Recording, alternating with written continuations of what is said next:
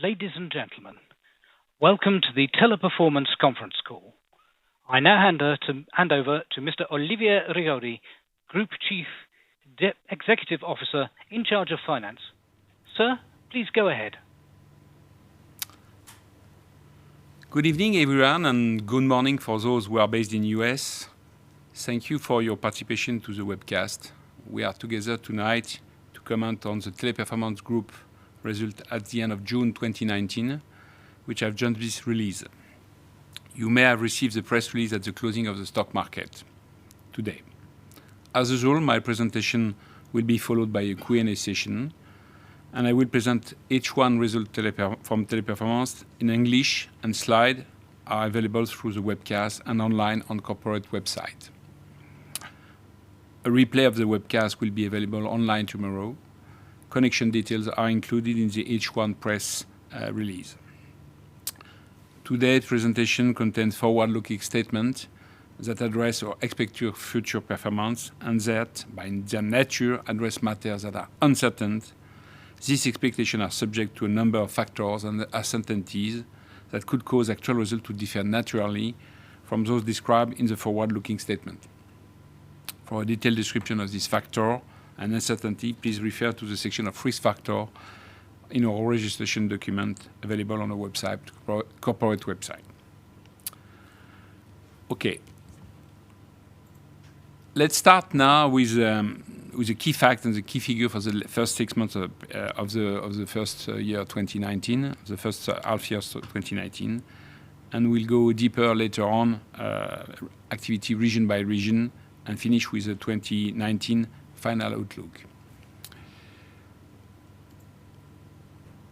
That are the first figure of the major figure of the first half. I do believe that the first half was very solid in all of our business in terms of revenue, profitability, and cash. And that's probably the main factor, the main point that I just want you to get in mind is that we are good in sales, margin, and cash. And I'm very happy to announce that. We benefited from our dynamism of the market, and we took also advantage of the benefit of the strategies that we have implemented for the beginning of the year, especially through the deployment of digital solution that we are working on for now some months. I do believe that this is a key factor for differentiation that partially explain the strong growth of our business in the first half and the acceleration of this growth between Q1 and Q2. We are also pleased with a very significant increase in the EBITDA, which is beyond an accounting effect of IFRS 16, on which I'll come back in a minute, and shows that we are progressing also in terms of profit. At the same time, and I'll come back also later on that, we continue to strengthen our financial structure with operating cash flow, which grew at the same pace as our business, illustrating the management disciplines that we are demonstrating since some years. So if you look now at this figure, we reported a 23.9% growth on a reported base, which a 10.4 like-for-like growth for the first half. More interestingly, this has been achieved with an acceleration in Q2. The Q2 like-for-like growth was 10.9%. The increase in EBITDA margin is significant, from 11.9 last year to 12.8. Out of this 12.8, you have to note that 50 basis points are coming from the implementation of the new rules, that on which I'll come back in later on, which is IFRS 16. But despite that, we have grown by 40 basis points in H1 on a pro forma basis. The diluted earnings per share grew by close to 19%, even if it has been reduced. This growth has been reduced by the impact of the IFRS 16. I'll come back later on that too, but showing a significant growth anyway. And we have been able to develop a good cash flow, which is growing to 172 million euro at the end of the first half of this year. So we are very pleased with this result. They are showing a significant growth, a significant improvement of profitability, and a better cash flow. What has to be mentioned too also is, in the meantime, a lot of stuff happened during the first half. We had significant increase in number of workstation. We increased our operational footprint by close to 13,000 working stations in each one, notably for new site and for expanded site. As you can see on this slide, it's also in US, but not only in this country, in a lot of countries, in Colombia, Portugal, Greece, Turkey, India, and we expanded site also across the world. I just wanted to highlight one point which is important. Last year, for the full year, we increased the workstation by 12,000 amounts, so 12,000 workstation for the full year. Here, I know it's particular, and I'm not sure we'll do that. We'll double that this year, but we increase our number of workstation by 12,000 in the first half, so significantly higher than last year. Of course, we have for the first time the consolidation of the extended activities that we bought last year in H2 2018. We have the worldwide development of the DIBS digital solution. I remember you, DIBS is Digital Integration Business Solution, which now represent 20% of our revenue, which is interesting to notice. And the digitalization of the world of business of a client portfolio continue to grow, which is now 22% of our group revenue versus 19 at the end of last year and 13 years ago. So developing DIBS, developing new station, first consolidation of Intelenet, new development of DIBS and development of digitalization of client. Of course, we have two other issues. One is the new IFRS 16, which is a norm that we are obliged to follow. The second one being the new presentation by linguistic region following the acquisition of this business. First half result. So that are the results. Just before I comment the result, I just wanted to explain you what we have been obliged to do. We have, following the new standard of the IFRS 16, which oblige us to recognize an asset on the balance sheet linked to the rents that we are going to have all along the year, all along the different years, but also different regions that we could have, and expense and record the lease expense between interest and debt repayment. That is exactly the rules that we have to follow. What are the impacts on the P&L? We have put that on the right side of the slide. To make it simple, you have to understand that we grew, or we are obliged to have an impact which is 10 million more EBITDA, minus 20 million in financial charges, which is less net of tax. It's minus 7 million, at net result level. So that is a global story of the impact of the IFRS 16 on our first half figures this year.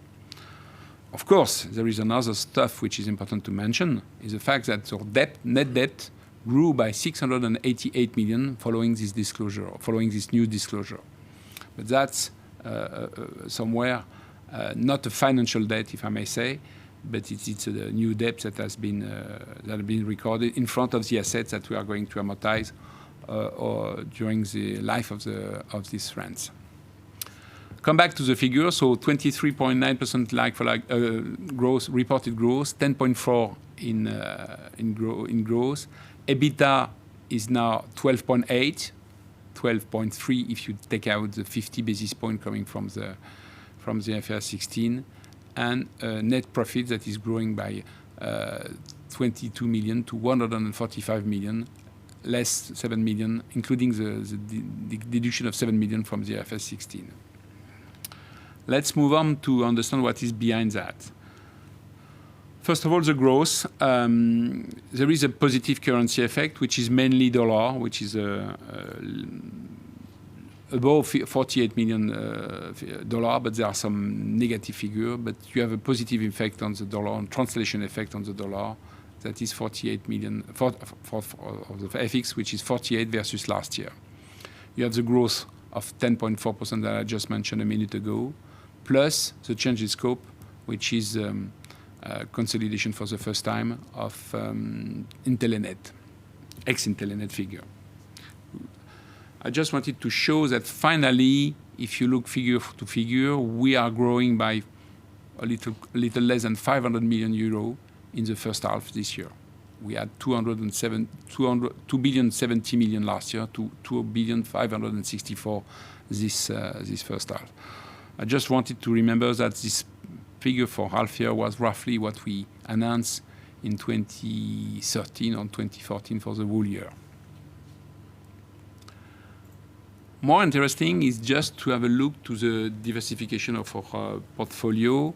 For the first time, the telco or so-called telco business is below 20% of our sales, 18% of our sales, despite the fact that they are even growing, still growing in the first half, but we are growing significantly more in other sectors.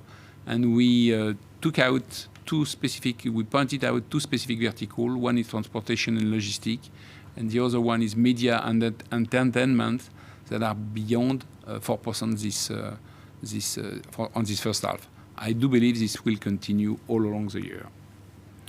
As far as digital economy, we have, as I told you just before, moved dramatically over the last 5 years from 5% of the sales to 19%. This growth is continuing in the first half and even accelerating because we are at 22% as we speak for the first half. Again, this growth will continue all over the year. Let's move to a more detailed explanation region by region. And I just wanted to stay a minute here just to tell how we are happy with the figures that are shown here. I'm sure you remember, most of you, that we had exceptional performance in Ibero-LATAM and in CEMEA. This in Q1, this is continuing. We continue to deliver very good figures, 16 or 13 point or 14%. This is clearly exceptional. What was the question? Well, the main question that you had was the fact that the English-speaking market and the specialized service division were less growing. In fact, they are growing back. They are back to a normative growth. The EWAP world is now growing at 6.1%, knowing that, and all of you know that we have a bad or difficult momentum in UK. So that means that the growth of the North American business is higher than the one that is shown here. And you have the specialized service that is back to growth again at a normative level. So that's the reason why we now accelerating our growth, despite the comps which were difficult to beat in Q2. And I just wanted to remember you this point. So not only we have the two engines that we are doing well in the first half that continue to do well, but the two other engines that could have been, I would say, that could have been considered as weaker are now back on track, and that generates this growth that we are seeing today. If we move to margin, we have the same impact. I just wanted to say that as far as the IFRS is concerned, you have an impact of 50 basis points in all the core service division, while it's 30 basis points only in specialized service division.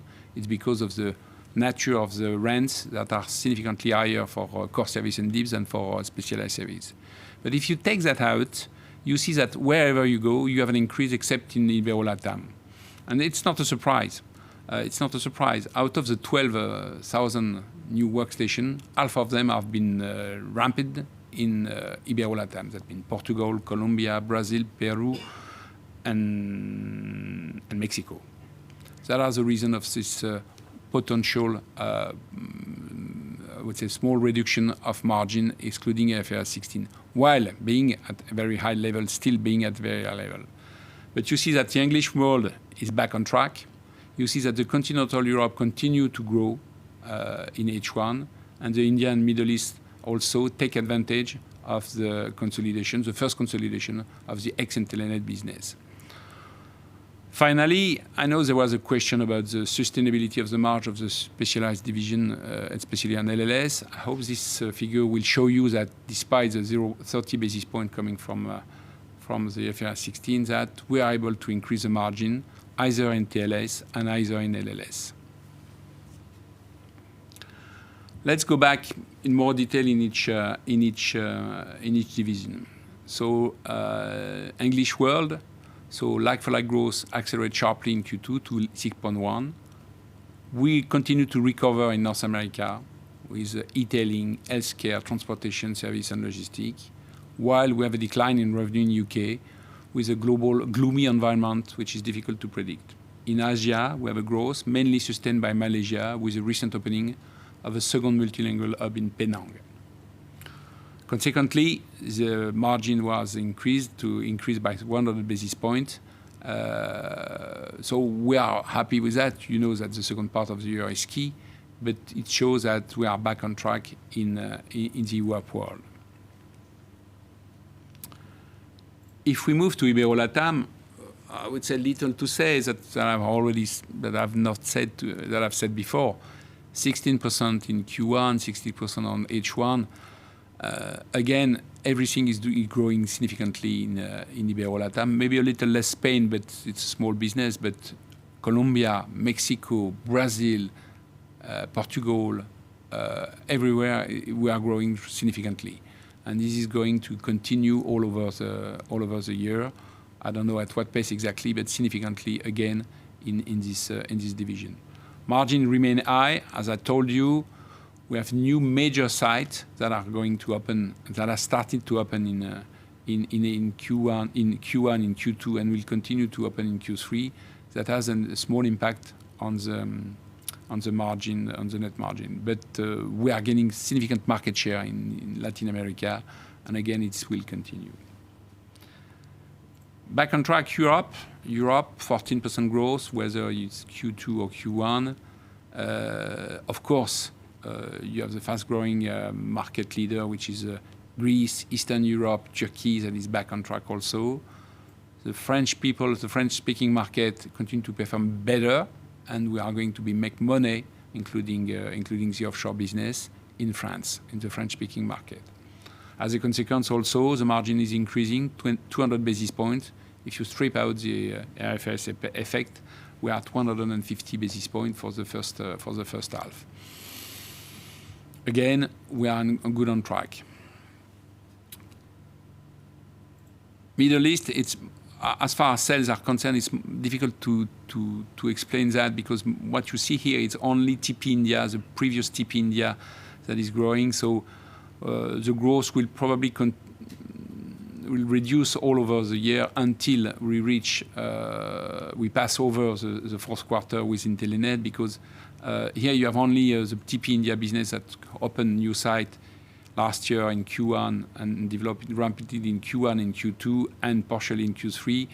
So the growth will reduce, the like-for-like growth of TP India will reduce over the year, but as the year goes by, but the full result are perfectly online with what we had in time. Intelenet business, ex-Intelenet business, is also growing at double digit, as mentioned, as scheduled when we make the acquisition. Specialized service, significantly acceleration in Q2, 6.3% versus 3.7% in the first quarter. Back on track for language line solution. Back on track also on TLS, which is developing its sales, especially in value-added service in UK. You remember it was an issue last year, and people were questioning about the way we computed that. But so we are now benefiting from that, and we are. I do believe this will continue all over the year. In terms of margin, I mentioned it earlier on. We have very good margin, and again, we took advantage of the development of the video in LLS and the added value service in TLS UK, achieving this margin, of which 30 basis points are coming from IFRS 16. So, if we look now to the other part of the P&L, little to say. You have only one thing what I just want to mention is about the others, that is 5 million this year versus 3 last year. It's the end of the cost of rebranding across the group. You know that we changed our branding last September. We did half of the group last year, and now it's over. It has been finished in March, end of April, sorry, and it is the last cost that we are going to incur in this area. If we move now to the level of the other part of the P&L, financial result, of course, you have 21 million here coming from the IFRS 16 that was not existing last year. So if you strip out this 21 million, you compare the 19 million of last year to 26. Out of the 26, you have less. In fact, you have less foreign exchange gains that we had last year. So that means that the financial charge, the cost of interest, is exactly the same than last year. It is 20 million versus 19, while we have 800 million more debt. It shows that we have been able to manage the cost of the debt at a good level. About the effective tax rate, there is an increase. It's mechanic. And I believe we will stay there around 30% by the end of the year. Is the fact that we now have in Telenet and all the Indian business that is coming in our scope.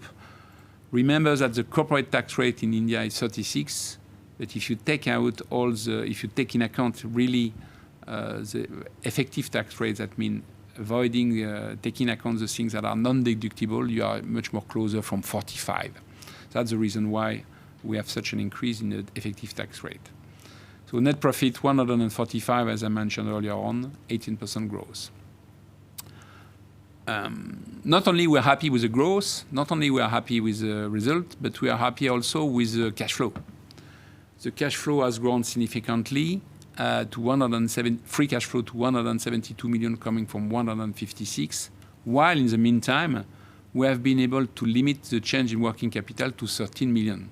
And I just want you to have a look to the 13 million versus the increase of the sales that we had over the first half.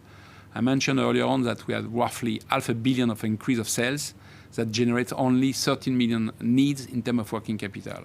I think it's something that I just wanted to highlight, showing that we are having a clear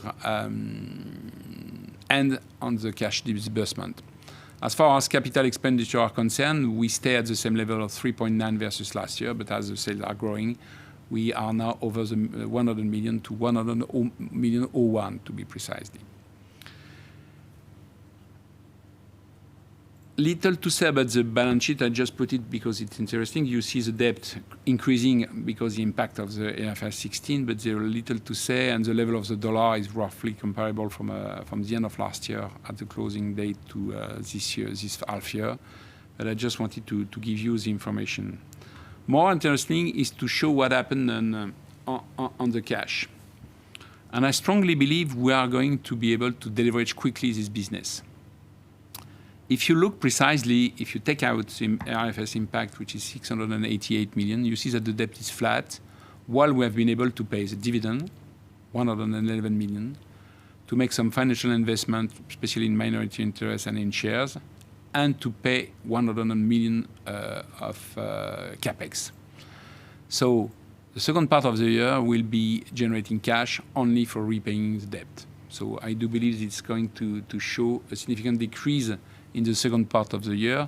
Not only we have a low average cost of debt, I hope to be below 1.7 this at the end of the year, but the free cash flow generation is such that we believe that we will be around 2 times EBITDA, excluding IFRS impact on net debt by the end of this year. Of course, we have been able to get a confirmation of a BBB- rating and a stable outlook, despite the fact that we bought in Telenet last year. As a consequence, we change our guidance, and we say that the annual like-for-like for growth could be at least 8.5%, and we know an increase of at least 20 basis points in the EBITDA margin before non-recurring item. I know most of you are going to tell me you are shy. You should be better because you have done 40 basis points in the first half. In the first half, you should be better in the second half. There are different reasons for which we believe that we are going to have a good year, but I'm not sure we will make 40 basis points in the second part of the year. First of all, the impact of the dollar will reduce in the H2. Secondly, you will have less impact of Intelenet because it will be only 3 months versus 6 months, given the fact that we consolidate Intelenet in the last quarter.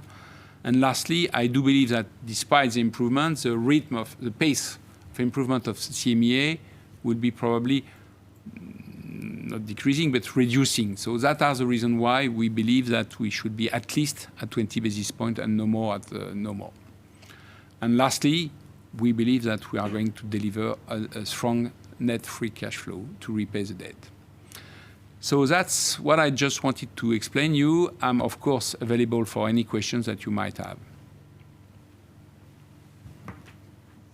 Thank you. Ladies and gentlemen, if you wish to ask a question, please dial 01 on your telephone keypad. And our first question comes from the line of Bilal Aziz of UBS. Please go ahead. Your line is open. Good evening, everyone. 3 quick questions from my side, please. Firstly, can you give a bit more detail around the growth splits between LLS and TLS, please? Secondly, in TLS, you clearly flag a small pickup due to value-add services in the UK contract. Can you perhaps talk a bit more about the pipeline there?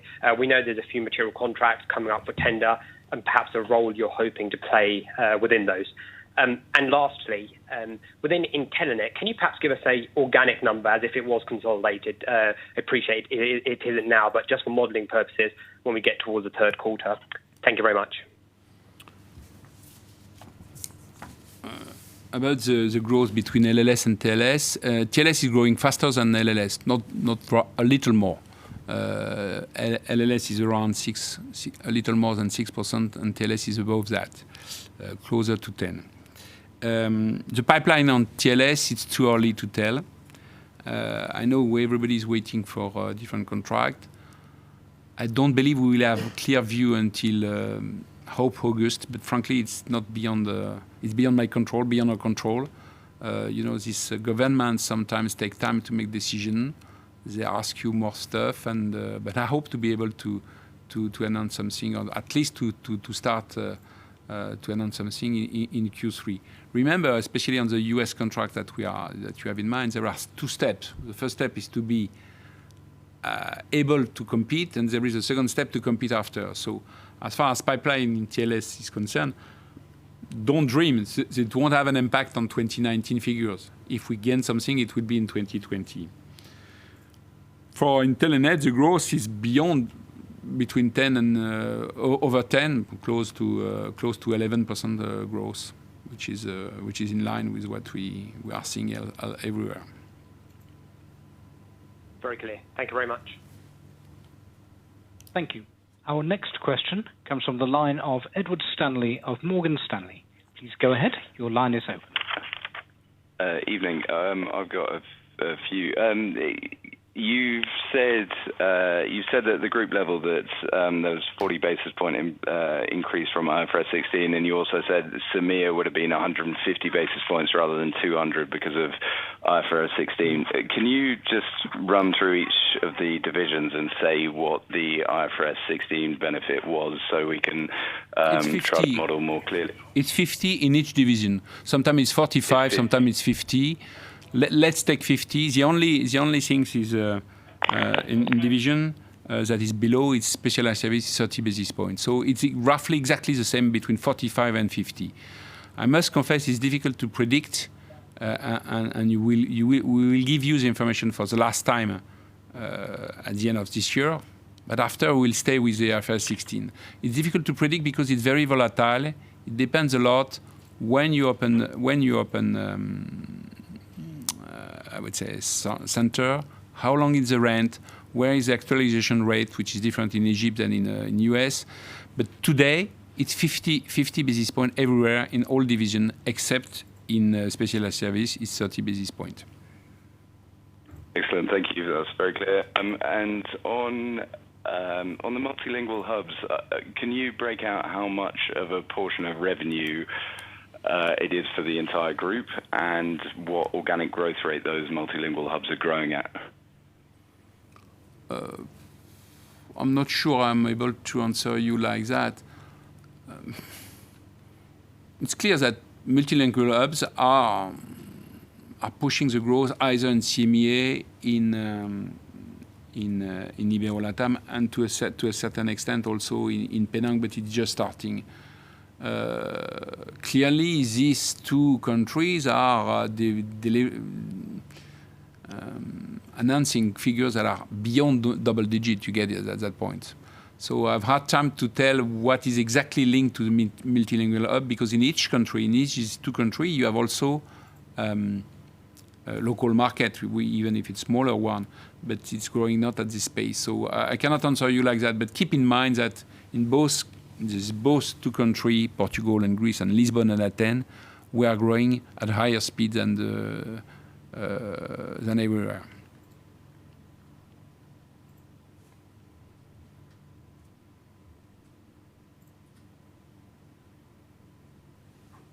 Any other question?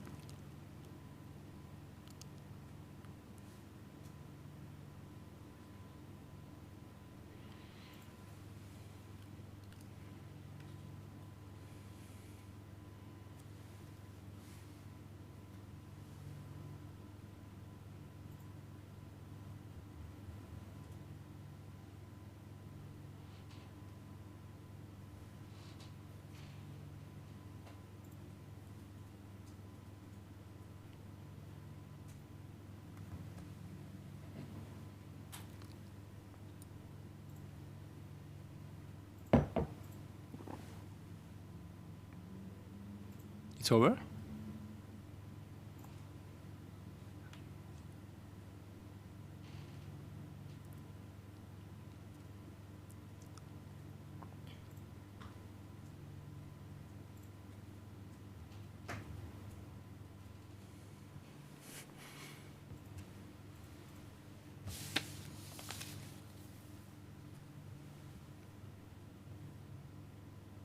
Doesn't work, or?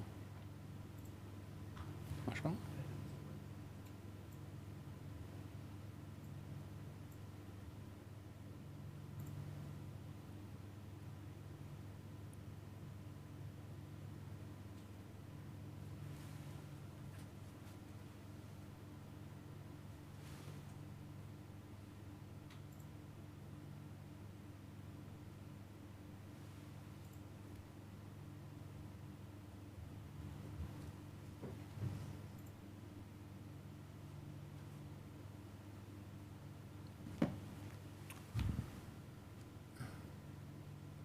Not sure to understand whether there are still questions that wanted to be raised, or are we over?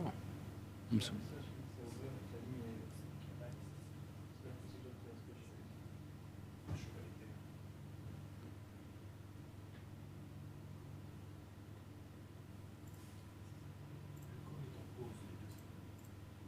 Le call est en pause là? Et pourquoi?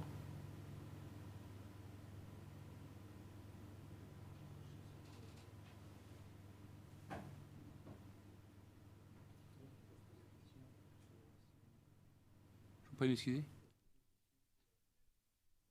Ah d'accord, mais pour l'instant, j'ai pas de retour. Moi, je suis un peu.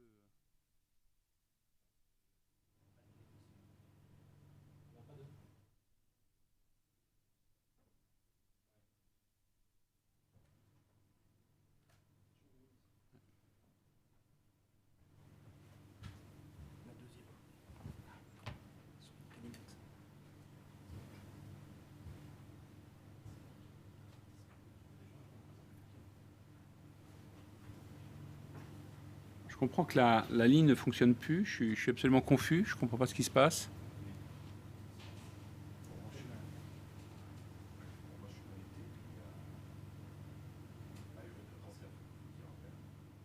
Peut-être.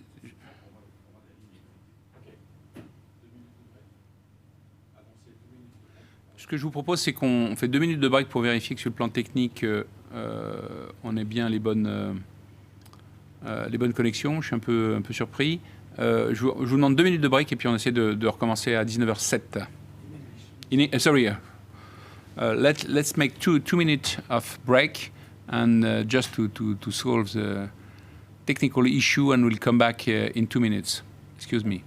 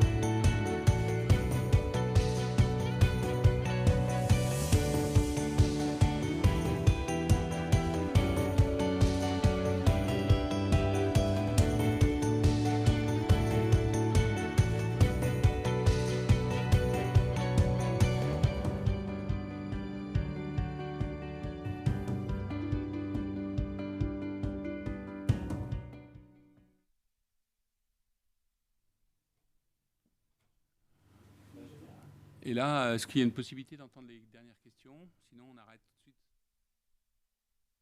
Okay, thank you very much for your patience, ladies and gentlemen. We will now resume the call and go back to our speaker lines and to our Q&A session. And we were taking questions from Edward Stanley of Morgan Stanley, so we'll return to that now. Thank you very much. I'm sorry of this interruption, but please go ahead with the questions that you might have. I think we got most of the way through the multilingual hub question. The only other question, I guess, is on the synergies from Intelenet, which you couldn't quantify when you acquired it, but I was wondering whether you have any update on that. No, there is no update. I'm sure you have seen that we are in the process of developing a digital day. We are going to host a digital day mid-October in Santa Clara in California. And probably this topic will be covered at that time. Excellent. Thank you very much. Sorry for this interruption. I'm really sorry, Edouard. Other question? Thank you. Our next question comes from the line of Patrick Jusson of Société Générale. Please go ahead. Your line is now open. Yes, good evening, Olivier. I have two questions. The first question is on the IBS. Could you, let's say, elaborate a bit on the growth of this specific segment? We see that the revenue was 272 million euro in Q2. It was 235 in Q1. Does the sequential growth of something like 15% mean something? And the second question is on free cash flow. There is a Bloomberg report mentioning that you said you expect at least 370 million euros of free cash flow for the full year. Could you confirm that? And could you elaborate about this 330 million euros compared to the 172 of the first half, please? On the cash flow, I have been questioned by Bloomberg on that point, and what I was just saying that he wanted to have a specific figure on cash flow for the full year, and I said it was difficult to predict, especially in the light of the working capital movement that could occur at the end of the year. But I believe we are going to deliver at least this figure in 2019. For the DIPS figure, the like-for-like growth is difficult to explain, because what you have in the Middle East, Indian Middle East, you have two stuff. You have a significant part of the Intelenet business that is mainly India, either domestic and international, and you have on top of that the Indian business that was conducted by the EWAP before. Here, the like-for-like growth is only the EWAP figure. Of course, because the Indian business of Intelenet was not part of the group last year. So the like-for-like growth has limited, I would say, value because it depends a lot of the time that we opened when we developed TP India last year. And there was a lot of development of TP India last year, but they are going to reduce all as the years go by. More interestingly, is that the total level of this division, which is to 255, including most of the business of Intelenet, but not all, because some part of the business of Intelenet has been either reclassified in Europe with Poland, either reclassified in US with the US business of Intelenet, either reclassified in Ibero. This is shown in this is described in page 28 of the presentation that tried to explain you how the different divisions are now set up. So the like-for-like growth of Middle East and India has limited value until we pass over the fourth quarter, where we will have the full division in place. My question was actually more on DIBS, the last row in table page 12, where you have 507 million euro of revenue for H1 and 272 million euro for Q2 this year, so both this year. So it means that basically 235 for the first quarter, 272 for the second quarter, so strong growth. it was about this growth that I was asking if it No, means something or not. I get your point. Sorry to have not been catch your question. No problem. The question is that in fact here you have in this division you have of course a significant part of the Indian and Middle East and all the business that are done, I would say, digital across the core service division. And as you have understood, there are some growth coming from the digital client, to make it simple, and that's where what you are seeing in this division. But as the year goes by, you will have all the information coming on stream, because we don't have 2018 this way. But clearly, we are growing in this division, and it's coherent with what I just told about the digitalization of our client base. Okay, thank you. Thank you. Our next question comes from the line of Laurent Gilbert of Exane. Please go ahead. Your line is now open. Good evening, Olivier. I have two questions. So the first one is regarding organic growth in Q2. Could you share, give color, what is the mix between existing and new clients? That's the first question. The second question regards specialized services improvement in H1 EBIT margin. So it's 160 bips ex IFRS 16. And I would like to understand if it is due to translation or if it is due to underlying improvement of TLS and LLS businesses. Coming to your question, is mostly coming for LLS is of course in terms of rate, because it's only dollar. It's real. It's not translation. Two things are at stake, in fact. In language line solution, you have the growth which is linked to the fact that we are developing more and more video, more and more business that is happening. And you had last year, and I'm sure you remember that we had some issues last year that reduced the growth and reduced the profitability. So that has vanished, and now we are taking the full advantage of the decision that we took and the implementation of what we have done in video and in developing the business.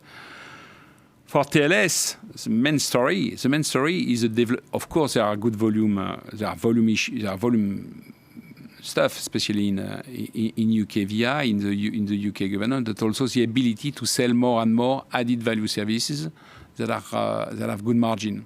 So most of that is real and not translation. About the organic growth,